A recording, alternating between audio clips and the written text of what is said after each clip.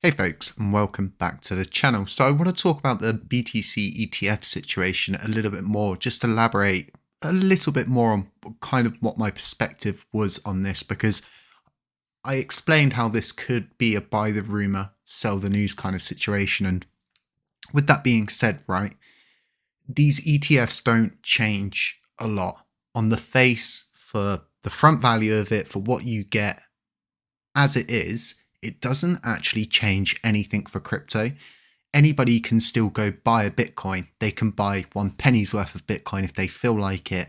And as long as they've got a self-custody wallet, they own those coins. And that is more or less one of the safest ways to buy Bitcoin. And this is kind of the deviation that you're seeing with the argument from the purist side, the idealist side, and the realism side of things. But ultimately, if you then take a deeper dive into these ETFs, it's definitely a situation that didn't play out the way it should have. We had the SEC with their utter nonsense once again, just trying to throw discourse out. And I'm going to explain a little bit as to why that was such a tactical move, as to what it did and why so many people actually got wrecked. And we lost a lot of the momentum with the ETF news just because of the way it panned out and the tweets and stuff. But like I was saying, when you look into this deeper, it's going to take time. It's going to take a lot more time, a lot more persuasion, and a lot more use. And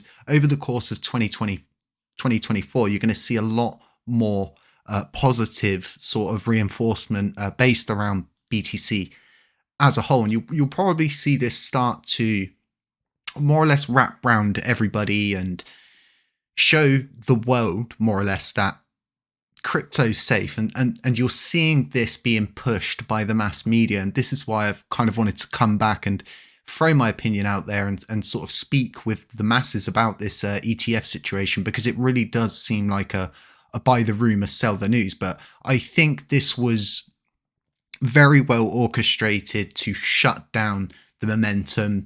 The governments, they understand about longing, about shorting, and all of these different things. So there's all of these different ways they can, just like countries use proxies to attack other countries, governments can do the same in the financial sector, and they'll just hire proxies to go. And if you don't know about how much Elon Musk suffered with different sort of third-party proxies shorting Tesla at the time and SpaceX and stuff, he suffered quite bad. And it just goes to show that when there are situations that can be played out in certain ways, there's never a time when I think to myself, well, no, they're not capable of doing this, because anybody's totally capable of doing anything once you erase the emotion. And Gary Gensler's really got, I always imagine him anytime there's anything to do with BTC, crypto, whatever, and he's just sort of got this piece of wood and a knife, and he's just sort of like whittling and sharpening to hopefully get the stake right through the heart someday. But you've got this whole paradigm shift, right, of the global view of crypto, and it's a train and it's not stopping. You can't derail it. They keep trying to derail it and it's just not happening. We've got XRP coming out in the back end of it, and we've got FTX actually being held accountable for what they did. Hopefully the same's going to happen to Do Kwon, and everything's going to come out and justice gets served. And there's all these sort of different little paradigm shifts that are all going to be coming into play, I believe, in 2024.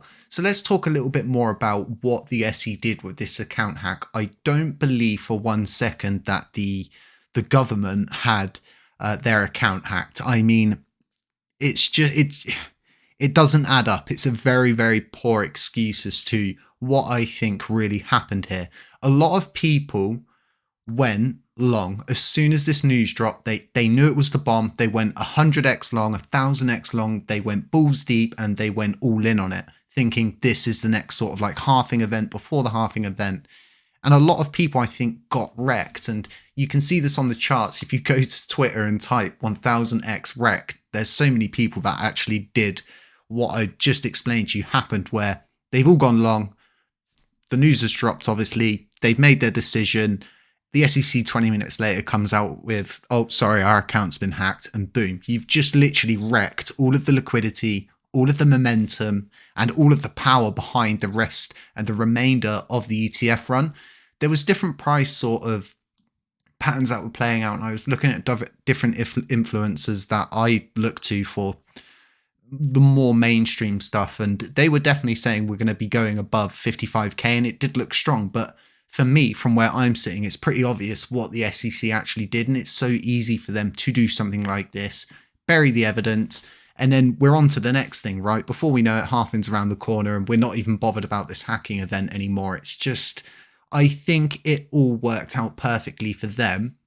And now there's going to be two sides to this. There's going to be the side that want to see people like us sell our bags so retail can get more involved, and there's going to be a high pitched effort to get BTC down as much as possible because these ETFs do exist. And this is kind of what I was saying about it's going to take time. Just like silver value took time to go up, just like gold value takes time to go up. It's one of those situations that play out. People will figure out more uses for it. We can't expect to give a bunch of different financial sort of scientists, let's call them, this new technology, the BTC ETF. And yes, it may not be so new of a technology, but it's a new way of dealing with the technology. So therefore, a lot more branches come off of this of how can we best use and utilize this, and what other avenues does this open up for us. And I just think the paradigm shift is eventually just going to absolutely squash any distrust with crypto. And I think people are going to wake up and understand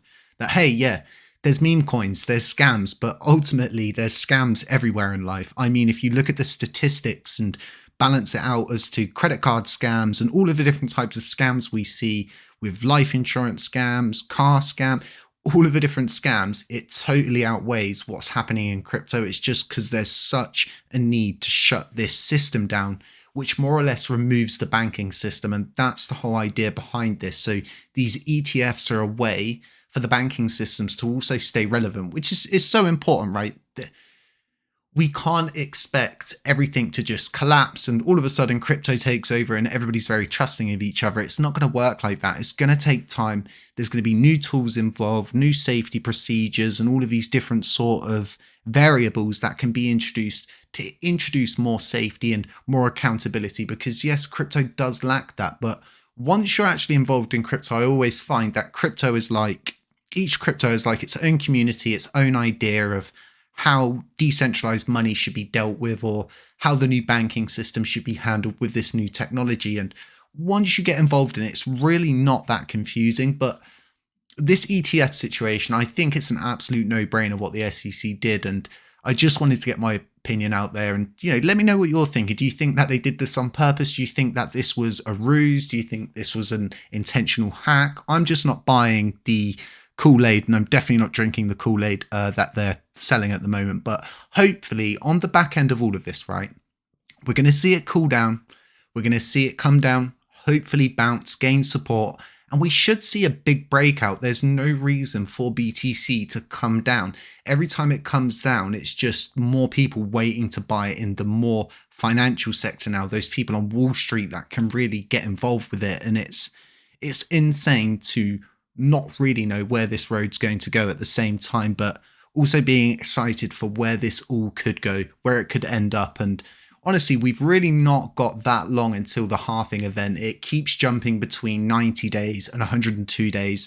And that's all down to epochs and block speeds and different things like that. People who are part of the Lunar Classic community know about the block times and all of those different things. But we're really coming into this now. It's really starting to take hold of me, and I'm starting to understand that this is what gets people so excited, and really just trying to position yourself and understand the market as best as you can moving forward is all you can do. Folks, if you're new here, consider subscribing, consider commenting, consider dropping a little like.